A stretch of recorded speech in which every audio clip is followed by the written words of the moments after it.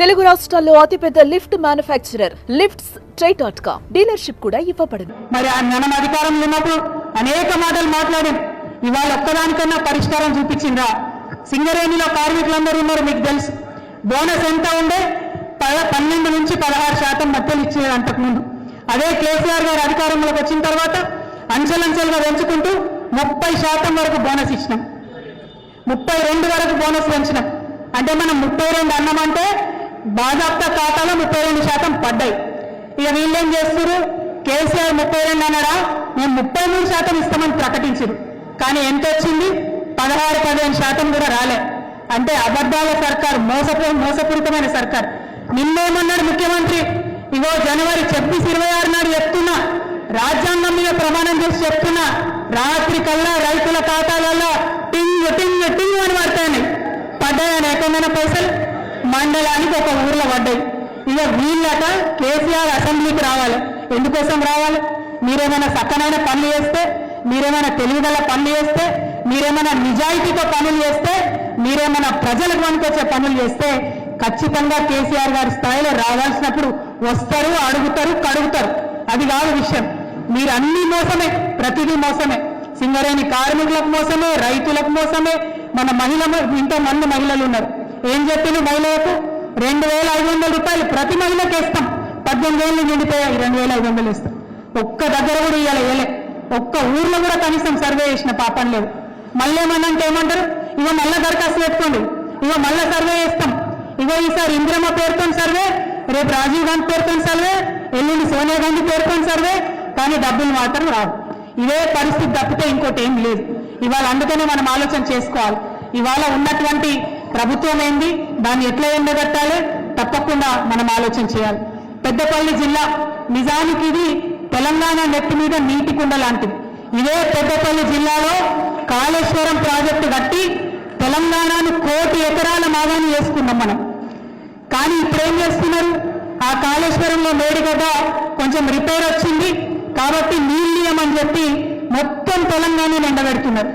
అంతకుముందు ఇక్కడ కాళేశ్వరంలో, మేడిగడ్డలో, మనం అన్నారంలో, సింగిలలో నీటి మట్టం సంవత్సరం పొడవునా నిల్వ ఉంచేది.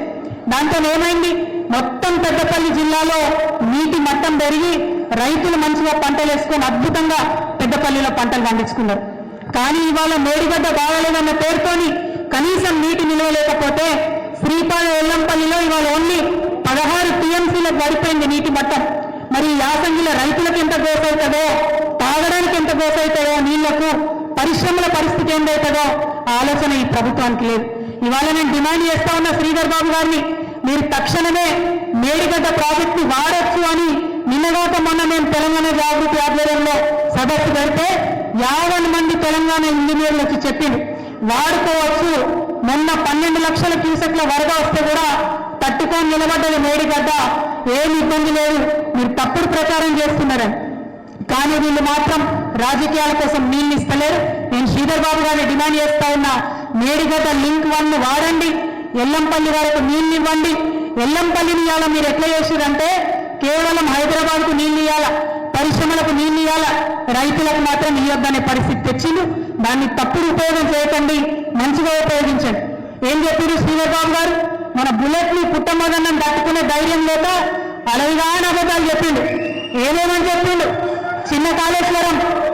చిన్న కాళేశ్వరం మనం మొత్తం అనుమతులు తెచ్చినాం, చివరి ఒక అనుమతి మిగిలినది. సంవత్సరం అయింది. ఈ ముఖ్యమంత్రి మాట్లాడితే నెలలో 3 సార్లు ఢిల్లీ పోతాడు, ప్రతి 10 రోజులకోసారి ఢిల్లీలో ఉంటాడు. కానీ ఇంతవరకు అనుమతులు తీసుకురాలేదు. మీరు చూసిండ్రు, నిన్ననే బీసీ రిజర్వేషన్లకు సంబంధించి కూడా అధికారికంగా ప్రకటించింది, లెక్కలు ఇచ్చినామని చెప్పింది. కానీ అన్ని తప్పులు లెక్కలు ఇచ్చింది. ఆగమాగం సర్వే చేసిరు.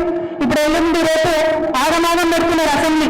పొద్దునట 10కి క్యాబినెట్ మీటింగ్ అట, కరెక్ట్ బీసీల చర్చ గంటనట, ఓన్లీ 1 అవర్. ఆ గంటలో అసెంబ్లీలో తీర్మానం ఆమోదిస్తారట, అసెంబ్లీకి పోతారట. అసెంబ్లీలో బిల్లు పెడతలేరు, తీర్మానం చేస్తలేరు.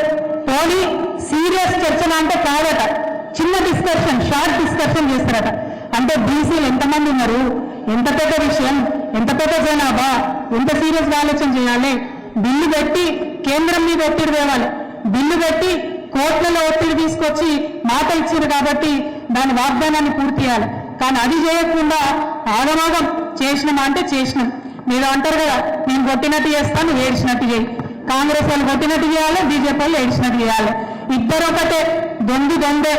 సుమన్ టీవీలో మీ పర్సనల్ అండ్ బిజినెస్ ప్రమోషన్స్ కోసం కింది నెంబర్కి కాంటాక్ట్ చేయండి.